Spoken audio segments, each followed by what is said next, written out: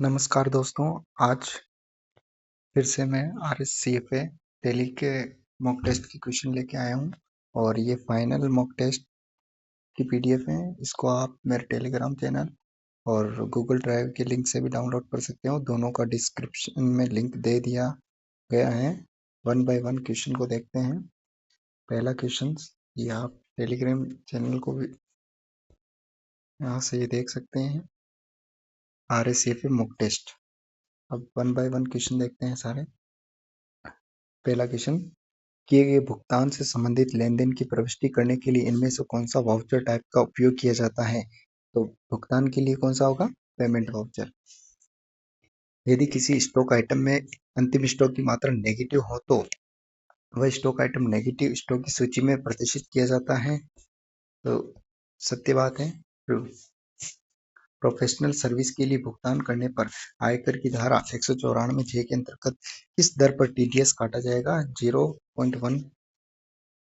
आपूर्ति प्राप्तकर्ता द्वारा प्राप्त की वस्तु की मात्रा यदि टैक्स इनवॉइस में घोषित वस्तु की मात्रा से कम हो तो आपूर्तिकर्ता द्वारा क्रेडिट नोट जारी किया जाता है। तो यहाँ पे ट्रू क्रेडिट नोट जारी किया जाता है।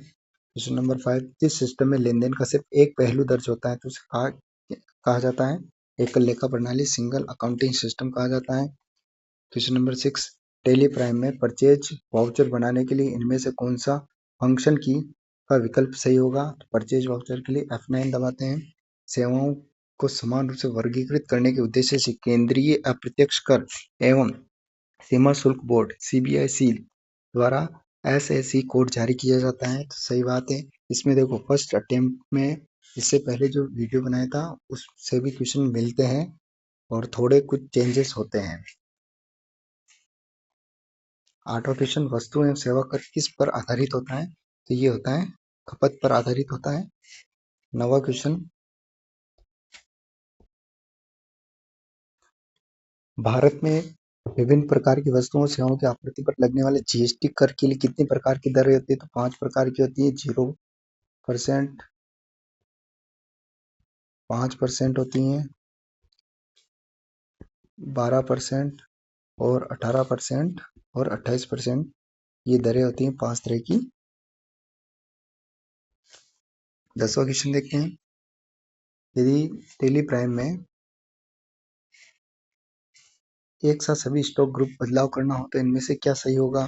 तो gateway Tally, charts of account, stock group, alter plus H, multi create all items. तो आपको केवल ये यहाँ देखना है अल्टर प्लस एच वाला, ठीक है। बाकी ऑप्शन हट जाएंगे, एलिमिनेट हो जाएंगे। क्वेश्चन नंबर 11, डे बुक में प्रत्येक दिन के सभी लेन देन की प्रविष्टि दर्ज होती है। तो डे बुक का ये काम है, प्रत्येक दिन की जो लेन देन की जो एंट्री होती है वहां पर देख सकते हैं। किसी कंपनी में गैर मुख्य व्यवसायिक गतिविधियां से अर्जित आय को क्या कहा जाता है? Non operating revenue. वस्तुओं और सेवाओं की आपूर्ति पर लगने वाला अप्रत्यक्ष कर GST को भारत में लागू करने का मुख्य उद्देश्य क्या है? तो इसका सब सारे उपयुक्त सभी हो जाएगा, क्योंकि विभिन्न करों को एक कर व्यवस्था के अंतर्गत लाना ये GST का उद्देश्य था। कर की चोरी रोकना, कर व्यवस्था को सरल बनाना, तो उपयुक्त सभी हो जाएगा।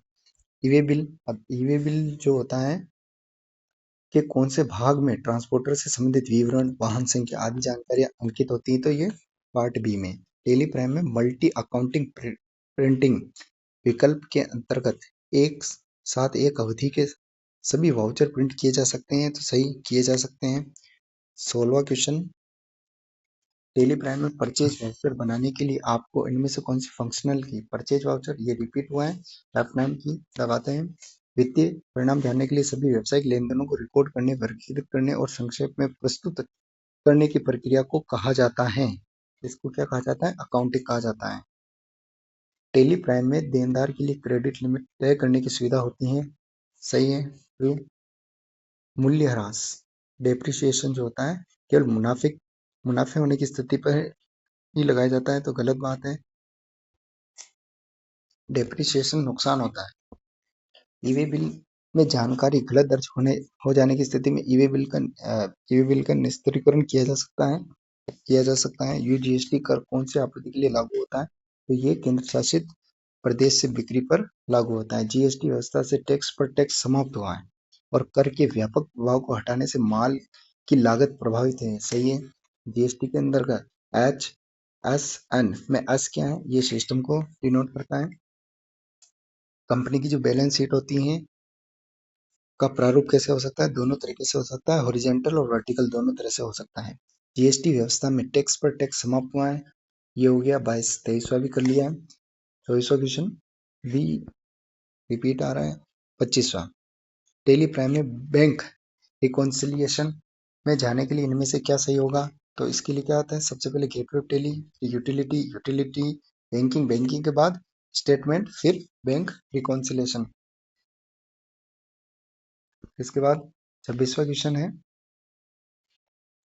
रजिस्टर्ड डीलर के लिए माल की इंटर स्टेट अंतरराज्यीय आवाजाही के लिए ई वे बिल जनरेट करने की इनवॉइस वैल्यू जो होती है ई वे बिल में कितनी होती है, 50,000 से अधिक होती है, तो ई वे बिल जनरेट करना पड़ता है। कॉपीराइट, पेटेंट्स एंड ट्रेडमार्क्स आदि को क्या कहते हैं, ये जो होते हैं अमूर्त संपत्तियां होती है, परिसंपत्तियां होती है, तो इंटेंजिबल असेट्स होती हैं। उपरोक्त परिदृश्य के अनुसार 5 अप्रैल 2024 को डेप्टर का कुल बैलेंस देखो। 28वें क्वेश्चन से जो बैंक सिनेरियो आ रहा है, बिजनेस सिनेरियो आ रहा है, तो यहाँ से ये केस स्टडी के क्वेश्चन पूछते हैं। तो इसका ये क्वेश्चन देखो, ये पहले क्वेश्चन देख लेते हैं। ये तो यहाँ पर ये नीचे नीचे जीवन ट्रेडर्स के खातों का विवरण दिया गया है। 1 अप्रैल 2024 को जीवन ट्रेडर्स का कैपिटल बैलेंस कितना था, 50,000, और बैंक में बैलेंस 20,000 था। 2 तारीख को क्या हुआ, दुर्गा मशीनरी लिमिटेड से 1 लाख रुपए की मशीन खरीदी। तो ये मशीन खरीदी, अब इसमें बता नहीं रखा कैश है या उधार, तो उधार ही मानेंगे। शीतला ट्रेडर्स को 20,000 का सामान बेचा, तो ये भी उधार में ही बेचा। और 4 अप्रैल 2024 को मालिक ने व्यवसाय में चेक संख्या के माध्यम से 30,000 पूंजी निवेश की, यहाँ पूंजी निवेश कर रहे हैं, और चेक संख्या, चेक के द्वारा 20,000 का वेतन का क्या है, भुगतान कर रहे हैं। ये क्वेश्चंस हैं। अब इस क्वेश्चंस के पर आधारित ये 3 क्वेश्चन है। 28वां क्वेश्चन, उपरोक्त परिदृश्य, ये जो परिदृश्य था इसके अनुसार 5 अप्रैल 2024 को डेब्टर्स का कुल बैलेंस कितना था, तो कुल बैलेंस कितना, 20,000। ऑप्शन ये देख लेते कैसे, डेब्टर्स का कुल बैलेंस, तो डेब्टर्स डेब्टर्स जो होता है पैसे देने वाला, तो पैसे कब देगा, यहाँ पर ये देखो, ये जो 20,000 का सामान बेचा ना, तो यहाँ पर उधार हुआ, तो ये पैसे देने वाला होगा, कि शीतला ट्रेडर्स को सामान बेचा तो ये पैसे देने वाला होगा।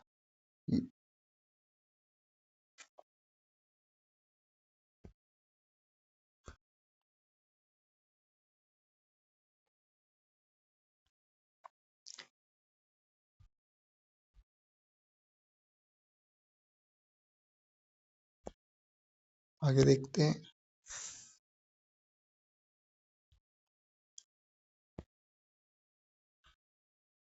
28वां क्वेश्चन ये समझ में आया। फिर 29वां क्वेश्चन, उपरोक्त परिदृश्य के अनुसार 5 अप्रैल 2024 को व्यवसाय की कुल लाइबिलिटीज बतानी है, तो लाइबिलिटीज कितनी है, लाइबिलिटीज जो होता है ऋण को बोलते हैं, उधार जितना भी होता है वो लाइबिलिटीज होता है। तो लाइबिलिटीज में जो होता है एक कैपिटल एड होगा, है ना, क्योंकि ये 50, और फिर इसमें मशीन, ये असेट्स भी आएगा, 1,50,000 दोनों ऐड हो जाएंगे। देखो इसमें देखो ऐड करेंगे 50,000, 1,00,000 भी कर लेंगे, फिर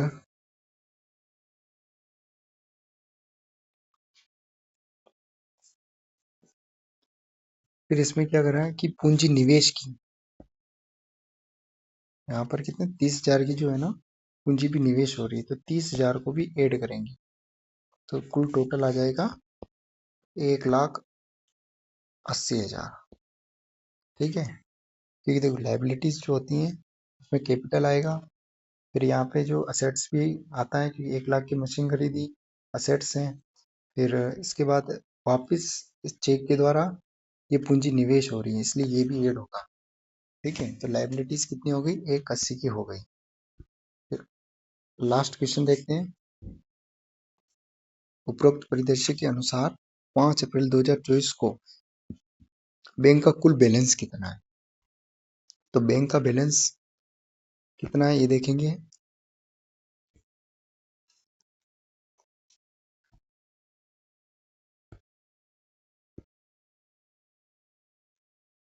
यहाँ पे देखते हैं कि बैंक का बैलेंस कितना है। बैंक में कितने पैसे जमा है। तो स्टार्टिंग में देखो बैंक बैलेंस कितना आ रहा है, 20,000। ये 20,000 है स्टार्टिंग का। ठीक है, उसके बाद मशीन खरीदी, अब ये उधार खरीदी है, पैसा जाएगा नहीं। अभी सामान बेचा है, अब इसके भी पैसे आए नहीं क्योंकि उधार है। और मालिक ने यहाँ पे कितना 30,000 रुपये का